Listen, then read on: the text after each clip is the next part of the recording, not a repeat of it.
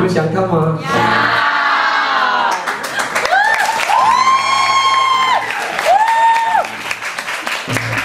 谁叫你们不跳？来，有没有？其实也还好啊，那不要太期待了，我们示范一下好不好？后面铺盖就好了，两次啊。有没有？有没有？不回答嘞，心情不好。5、6、7，啊嘿呀！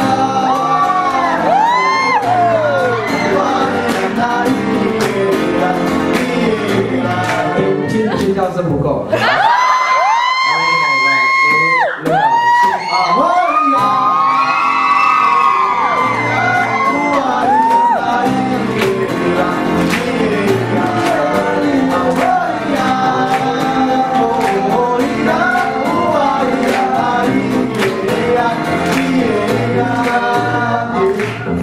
就这样而已啊！大家看到了啊，好了，那应该不会扣我们的门票钱。哦，但你们俩白带了呢。他们最近一直跟我，第几场了？第5场了，对，是森林系的第5场，跟我一起出去表演。每次为什么花莲就放过去跳舞了呢？心情不好。可能因为今天过来的时候一直很担心花莲会下雨。花莲下雨吗？哇塞，水库有满哦。花莲有水库吗？太平洋有满吗？还好，8分满。还好吧？你家没有土石流吧？还好。淹水？真的假的？早点讲嘛，要不然我们来募款啊。真的假的？哪里学校还是家里？哎呀，你怎么还有心情来听我呀？还是你只是放轻松转换心情？也好了哈，有那个抚慰到你的心灵。啊，花莲很少淹水耶，听说台东也淹水了，明天我要去台东。然后有一首歌，我每次唱都会下雨，我不知道为什么。还好今天是室内了，可是我还是怕外面会下雨等下又有人淹水。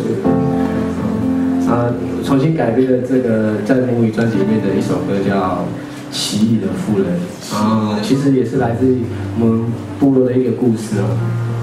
以前还没有气象的时候，其实部落的天气都是看一个巫师，然后碰到不下雨的时候，就会办祈雨祭。不是那个雨哦，不是祈雨哦，是下雨那个下雨这样祈求下雨的那个祭典。通常开口的人是一个老寡妇，而不是巫师。阿美族相信就是天神是怜悯的，只要开口，天神都会答应。但是下雨这件事情实在是太困难了，太庞大了。所以要找到一个部落很可怜的人，然后才会有那样的功效。当然很可怜的是老寡妇，就老公最好是那种老公死掉，小孩子又死光光的那种，很可怜很可怜，已经没有朋友的那种。可是通常这样的人，其实我觉得心理上的伤害也是很大的。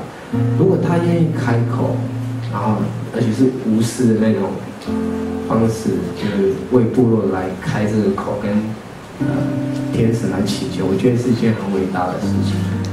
于是就听到这样的故事，然后看到我们老人家也很努力的想要把祈雨的那个祭典的歌找回来，因为像这首歌，其实一般时候都不能乱唱。我唱的现在这个是我自己创作的，我不知道为什么还是会下一点点，但没有那么大毛雨，每次唱会下雨，好恐怖哦！这首歌好像被诅咒了。有带伞吗？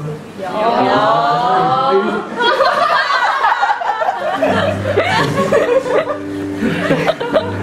这个是拉铁粉，对我额外就是很特别的一群阶级的朋友，他们知道这个歌会下雨的，所以他们都会带伞。好，带这首歌《奇异的妇人》，掌声。